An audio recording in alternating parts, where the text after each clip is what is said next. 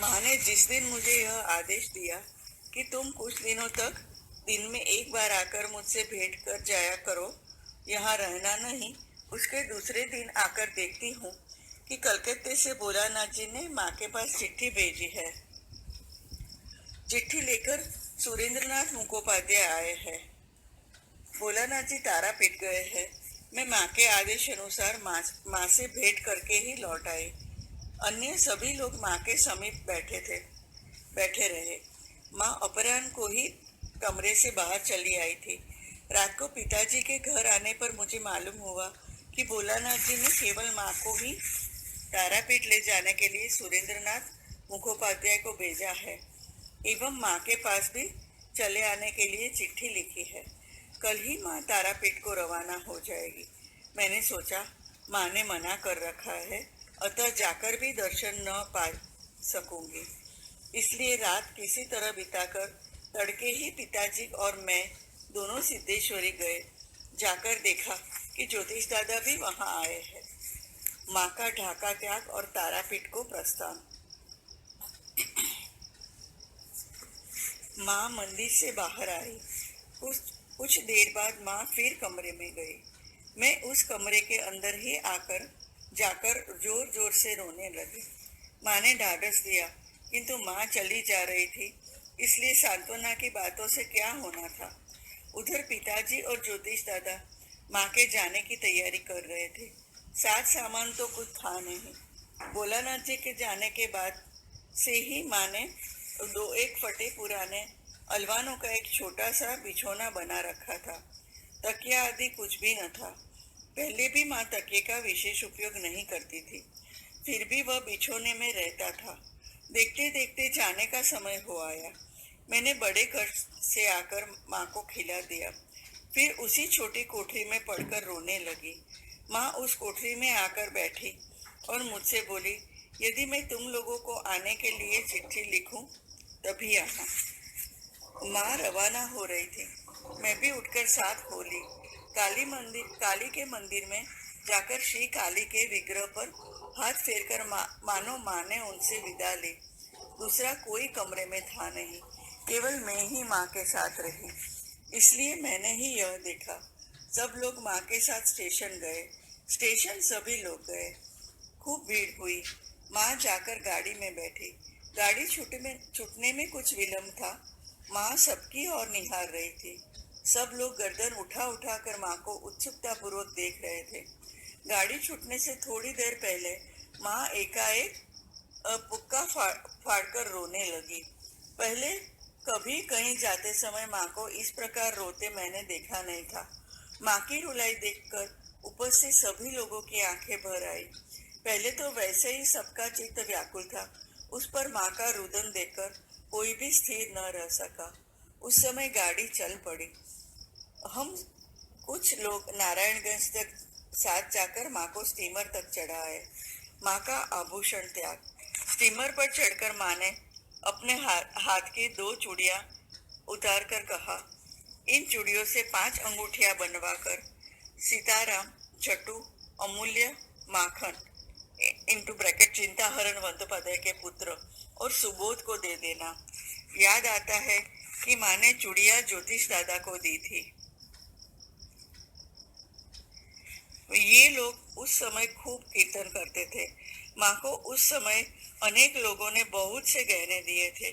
माँ कुछ दिन पहनकर उन्हें उतार कर रख देती। पिताजी ने एक बार माँ के लिए मुंड माला बनवाकर गले में पहना दी थी। माँ को ढाका में बहुत से लोग काली माँ कहते थे।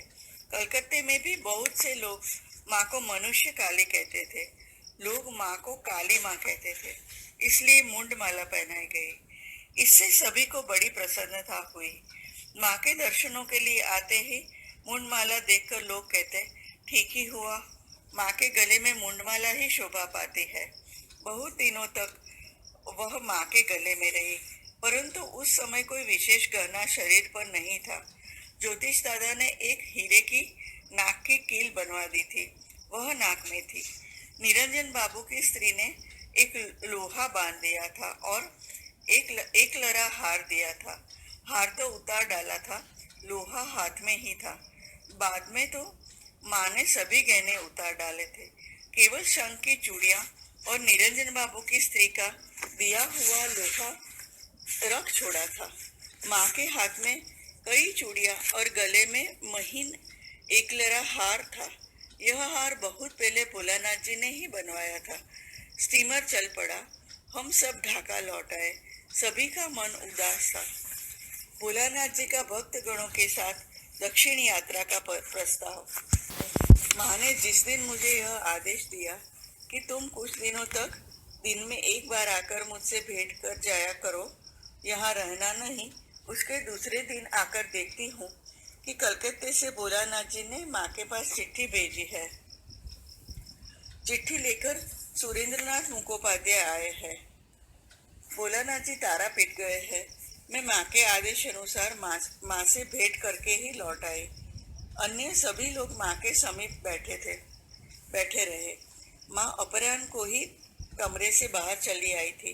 रात को पिताजी के घर आने पर मुझे मालूम हुआ कि भोलानाथ जी ने केवल माँ को ही तारापीठ ले जाने के लिए सुरेंद्रनाथ मुखोपाध्याय को भेजा है एवं माँ के पास भी चले आने के लिए चिट्ठी लिखी है। कल ही माँ तारापीठ को रवाना हो जाएगी।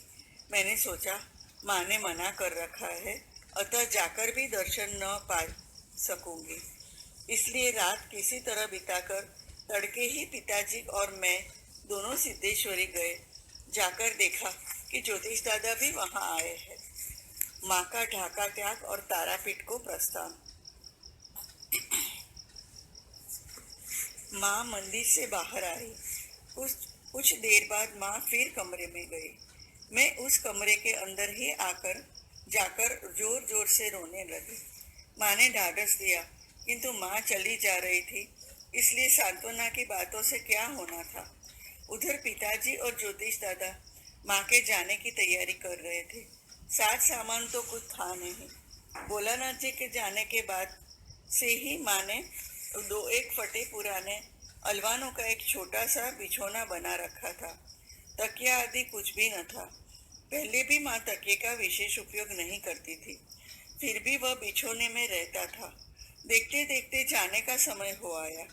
मैंने बड़े कष्ट से आकर माँ को खिला दिया, फिर उसी छोटी कोठरी में पड़कर रोने लगी। माँ उस कोठरी में आकर बैठी और मुझसे बोली, यदि मैं तुम लोगों को आने के लिए चिट्ठी लिखूं तभी आना। माँ रवाना हो रही थी। मैं भी उठकर साथ हो ली। काली के मंदिर में जाकर श्री काली के विग्रह पर हाथ फेरकर मानो माँ ने उनसे विदा ली। दूसरा कोई कमरे में था नहीं, केवल मैं ही माँ के साथ रही। इसलिए मैंने ही यह देखा। सब लोग माँ के साथ स्टेशन गए। स्टेशन सभी लोग गए। खूब भीड़ हुई। माँ जाकर गाड़ी में बैठी। गाड़ी छूटने में कुछ विलम्ब था। माँ सबकी ओर निहार रही थी।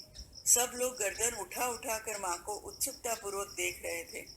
गाड़ी छूटने से थोड़ी देर पहले माँ एकाएक पुक्का फाड़कर रोने लगी। पहले कभी कहीं जाते समय माँ को इस प्रकार रोते मैंने देखा नहीं था। माँ की रुलाई देखकर उपस्थित सभी लोगों की आंखें भर आई। पहले तो वैसे ही सबका चित्त व्याकुल था, उस पर माँ का रुदन देखकर कोई भी स्थिर न रह सका। उस समय गाड़ी चल पड़ी। हम कुछ लोग नारायणगंज तक साथ जाकर माँ को स्टीमर तक चढ़ाए।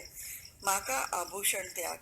स्टीमर पर चढ़कर माँ ने अपने हाथ की 2 चूड़ियां उतार कर कहा, इन चूड़ियों से 5 अंगूठियां बनवाकर सीताराम, छटू, अमूल्य, माखन इंटू ब्रैकेट चिंताहरण बंदोपाध्याय के पुत्र और सुबोध को दे देना।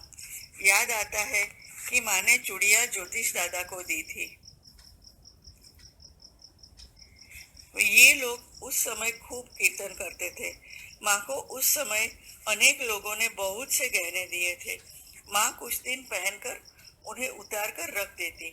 पिताजी ने एक बार माँ के लिए मुंड माला बनवाकर गले में पहना दी थी। माँ को ढाका में बहुत से लोग काली माँ कहते थे। कलकत्ते में भी बहुत से लोग माँ को मनुष्य काली कहते थे। लोग माँ को काली माँ कहते थे, इसलिए मुंड माला पहनाई गई। इससे सभी को बड़ी प्रसन्नता हुई। माँ के दर्शनों के लिए आते ही मुंडमाला देखकर लोग कहते, ठीक ही हुआ, माँ के गले में मुंडमाला ही शोभा पाती है। बहुत दिनों तक वह माँ के गले में रही, परंतु उस समय कोई विशेष गहना शरीर पर नहीं था। ज्योतिष दादा ने एक हीरे की नाक की कील बनवा दी थी, वह नाक में थी। निरंजन बाबू की स्त्री ने एक लोहा बांध दिया था और एक लड़ा हार दिया था। हार तो उतार डाला था, लोहा हाथ में ही था। बाद में तो माँ ने सभी